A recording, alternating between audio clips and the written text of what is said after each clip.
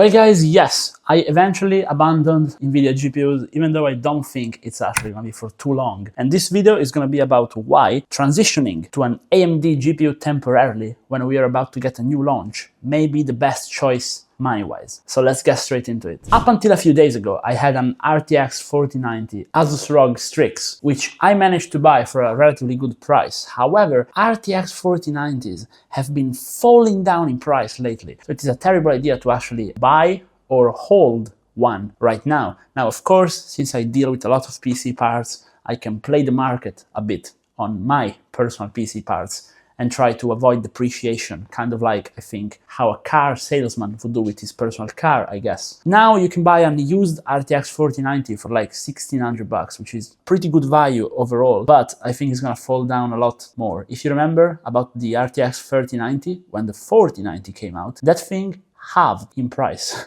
at launch. So it was a massive hit for those who still had one. And as a matter of fact, I was recommending buying RTX 3090s right when the 4090 came out because everybody's selling to upgrade to the next generation pretty much. So I had to get rid of my 4090 and I had to choose what to get next. And I went with what you see right here. So an RX 1700 XTX, so the flagship from AMD. And now how much I paid for this card is exactly 900 bucks. A price at which I think I can resell it to get my money back. No profit, of course, but it's just a transitory card. And so I had the chance to test out the flagship of AMD in my daily system for a while now. I have tried a lot of course, 7000 series GPUs, but I haven't dailied them. And I think when you daily a card, you can really make a review. So we have a review for that coming soon, but I want to have a few weeks of trying it out properly and doing all the things I do regularly. So I want to try gaming, video editing, productivity, basically the whole thing. Now, so far, I've been really happy though. I can spoiler you this. So I have a 3440 by 1440 monitor at 100 Hertz, and this thing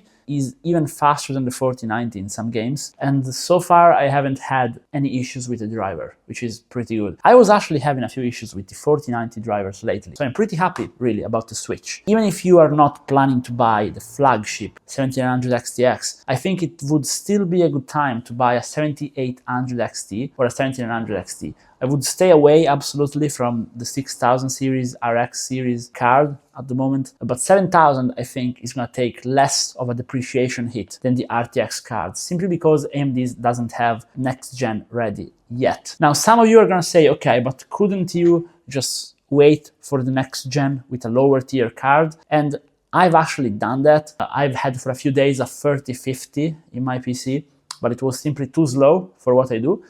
So I would have had to buy a higher-end Nvidia card, and at that point I had to buy it used, and I just decided I wanted to do a change this time. So it's not a bad idea to actually just slightly downgrade, maybe buy like a 3080, which is gonna be depreciating a bit less, and then get the next gen. But this time I wanted to go AMD, so it's what I did. Now, the first thing I noticed after doing the switch from the 4090 ROG Strix to this is I don't need the PCIe adapter anymore. Now, I know, a lot of you probably have Gen 5 ATX 3.0 power supply, but I have a Seasonic 850 watt 80 plus titanium power supply, so better than platinum.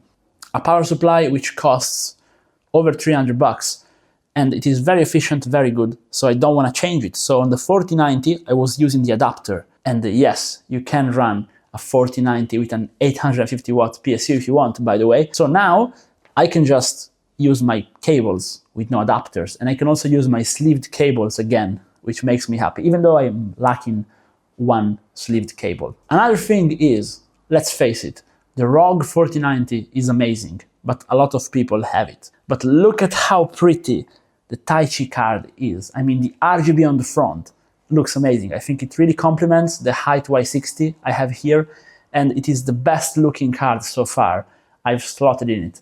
Now, I did have an RTX 4070 Ti when I just did the build, full videos on the channel, by the way, and that was fully white, but it missed the RGB. This thing looks like a GTX 1080 Ti Galaxy Hall of Fame edition, which is my favorite card. I like it a lot, honestly. I like the aesthetic upgrade so far. A lot of you guys are probably think about the issue with the 1700 cards where they were leaking thermal pads. So literally, if you had your GPU vertically mounted, thermal pads would just leak out of the card and your card would overheat. Well, all those things are fixed and the card is actually running pretty quiet. Again, I'm running it with the quiet BIOS and undervolted, but it's staying at around 60 degrees under load, which is roughly the same temperature that my 4090 would get. And the noise levels is pretty much the same. If you switch to performance, it gets a bit louder. But with the way I'm running it, I'm really happy. Now, my build has an AMD Ryzen 7000 series system on an X670p from MSI. Since now we have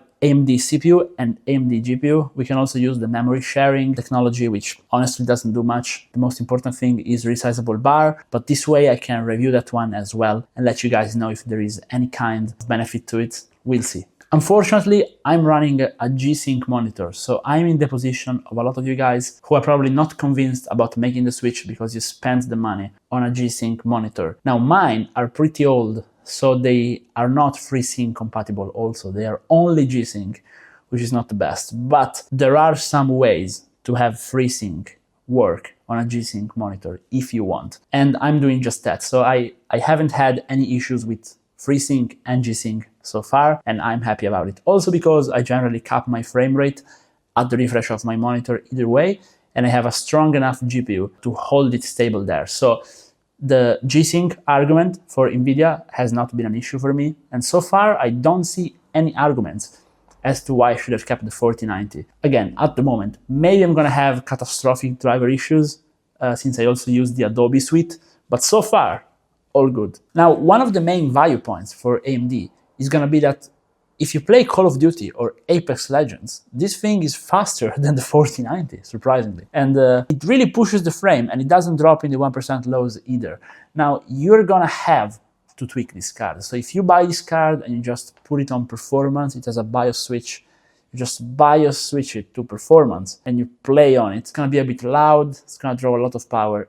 You need to run it on quiet, I think, and do a little bit of an undervolt and overclock. And if you do that, you're gonna be able to run it much better, I think. And the best kind of person to buy this card from is somebody who bought AMD without knowing that they would have issues with the software they use. So now they switch to Nvidia, so you can just buy their AMD card, which they really don't like, and get a good deal. So I think it would be a very good time to do so right now. So do let me know as well if you have switched to an AMD card and if you've been liking it so far, and if you're waiting for the RTX 5000 series or for next gen AMD. Stay tuned because I have a lot of updates on my personal build as well. I am getting Ryzen 9000 in place of my 7000 right now. I hope you guys will like those videos as well. Maybe drop a like and a sub to stay updated.